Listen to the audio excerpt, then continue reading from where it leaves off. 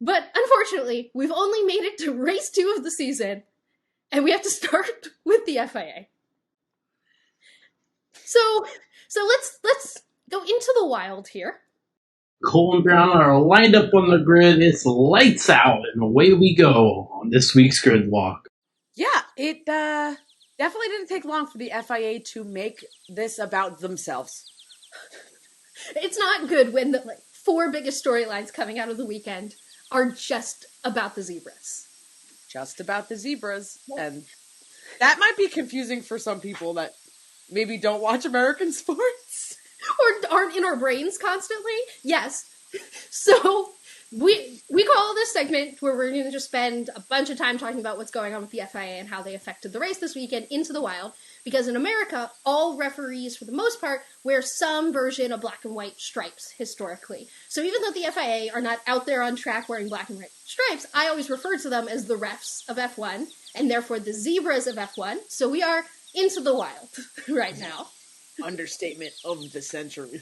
Into the wild. So where do we start with all the things that happened? I would argue maybe the beginning of the race weekend, where the first announcement we got was that the FIA was banning any wheels on track walks. So no more bikes or scooters. Which, whether or not that's the right decision, what? I'm bummed for 2 reasons. One is the actual reason of, there's a million other things that the FIA could be looking at to, be regulating. And we've been saying that literally since episode 1, and this is only episode 9. So that's saying a lot. And then my second grievance is, how dare the FIA now just prevent us from receiving more drivers on bikes and wheeled vehicles and really silly photo content, because it's always so ridiculous to see. So it's a double-edged sword of, you have so many other things that are important, and don't take this away from us. Unless they're obviously safety things, bigger safety things to be considering right now. I did get upset for fans, because I do know on tracks, not normally the American tracks, but on some of the tracks that have smaller visitation, they will let fans on the track on days like Thursday. And I know because the drivers go out on bikes, they'll stop and they'll take photos or write autographs for fans who are there. And Charles Leclerc came out and said that he is not going to just do any more track walks because he only wants to do it on a bike.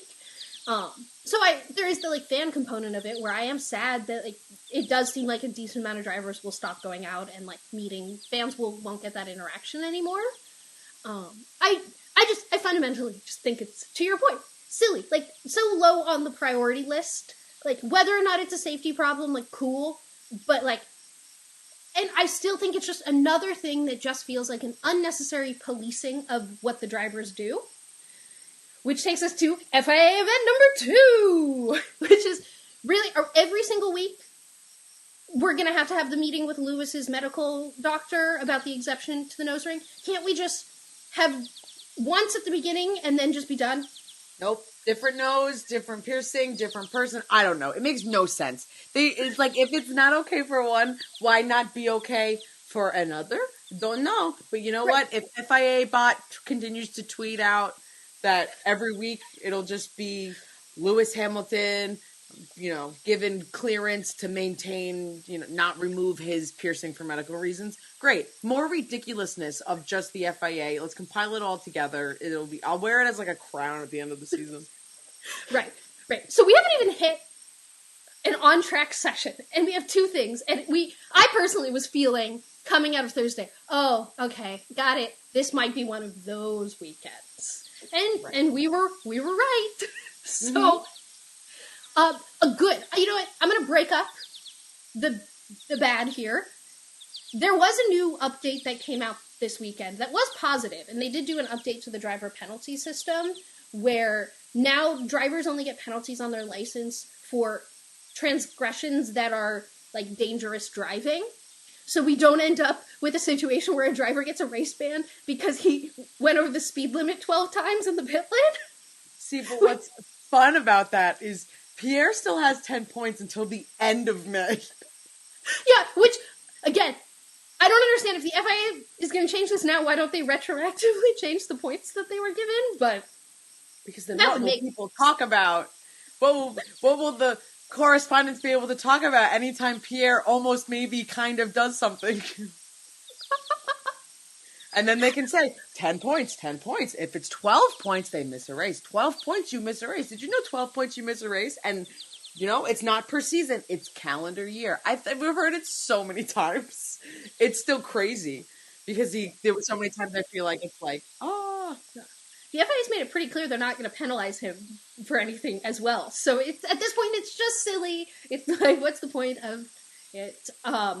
All right, so the big headline things that I'm sure every podcast is talking about is, should Fernando have gotten a penalty? Should he have not? And should that have been his podium? Should that have been George's podium? And I just, I want to roll, okay, at this point, I'm just going to turn this back onto our zebras and say, why? And just talk about that. One, why did we not know until the end of the race that this was a possibility? It happened so early in the race, this could have been identified earlier. But then two, him getting to keep his podium because 7 instances in the past, the FIA couldn't follow their own rules, therefore he gets a pass. I just want us to recognize the silliness of that, because if there's 7 times that they were able to pull that the FIA didn't penalize this, I just want to acknowledge that means there's probably 100 other times where the rules were followed. Yeah, Aston Martin just went to find enough that's like, okay, this is enough for seats that you're like, people aren't It's probably been at least every other race, if not. I could not believe when Aston Martin was able to so quickly provide evidence of like, hey, look what you did not do. Right. This was identified in a pre-meeting going into the season. Like, we could get away with this loophole, so if there is a penalty, put the jack under there. And so the fact that we're at a point of incompetency with stewarding of this sport, that the reason Fernando got to keep his podium is because the FIA is bad at enforcing their own rules, is just silly. And we just need to acknowledge that that's silly. Whether or not you think he deserved the podium or not, I don't care. I just think this is silliness. And I can't believe it's race 2, and we had to wait 3 hours after the race to get the final result of all of this. It's unbelievably silly, and honestly created super awkward moment.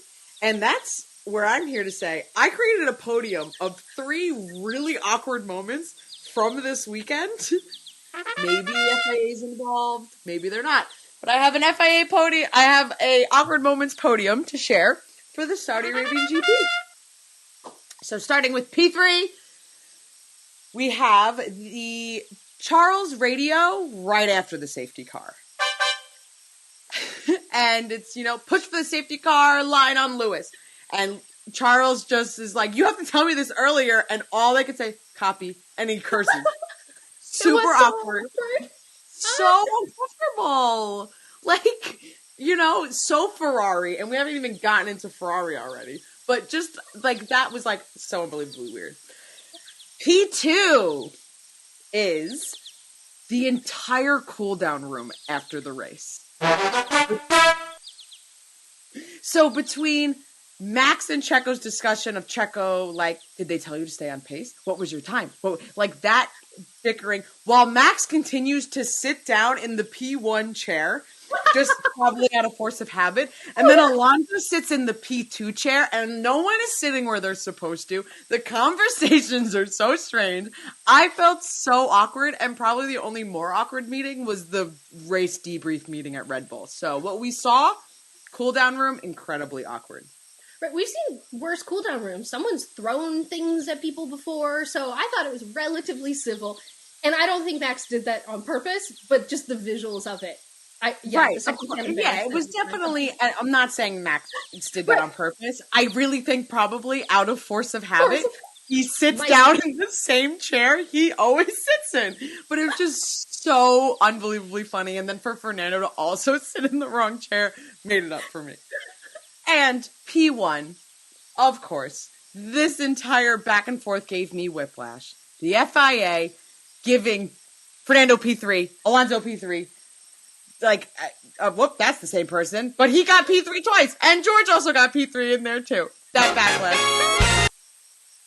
FIA, figure out what you're doing. Take maybe less than 30 laps to figure out if a penalty was served correctly. Unbelievable. Mercedes made good jokes about it. Aston Martin made good jokes about it. But, like, oh my God, I couldn't keep track of who is P3. Very the awkward. winner of the weekend was Fernando's social media post asking for the trophy back. That was... But yes, the whole thing was just like, why are we doing this? This is so incredibly uncomfortable. Like, yeah. And then I will, like, tack on last FIA thing is apparently the reason we got the safety car is because Lance tried to take the off-road to get the car off the track, and he couldn't because there was a tractor in the way. And what's the point of having an off-road for a driver to get off safely as quickly as possible and then to park something in the way? It's just, I don't know how. I've never had such, like, anger and fury against tractors, but, like, suddenly I've developed this in recent years of just, like, and it's all because of F1 and all of the horrible things. But it was a nightmare just all over. Shout out to Fernando Alonso and George Russell for being good sports about it. And also, I just loved George's radio at the end of the race when they were like, oh, you're 5.1. And he just goes, fudge. Like, he can curse on the radio, but of course... And he did! Like, at the points of the race, he cursed. But at that moment, clear as day, on the FIA, on F1's current YouTube page, fudge. Yeah. So, truly, the FIA thing is baffling to me, because I will always compare them as the ref to other sports. And look, I'm a Philadelphia Eagles fan. It's been a rough go with refs recently.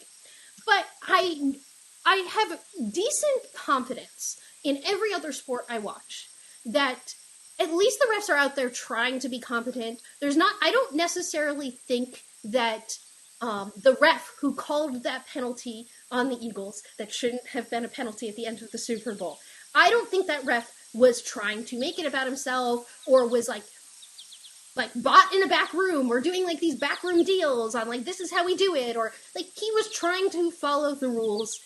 It is what it is. I will one day get over it.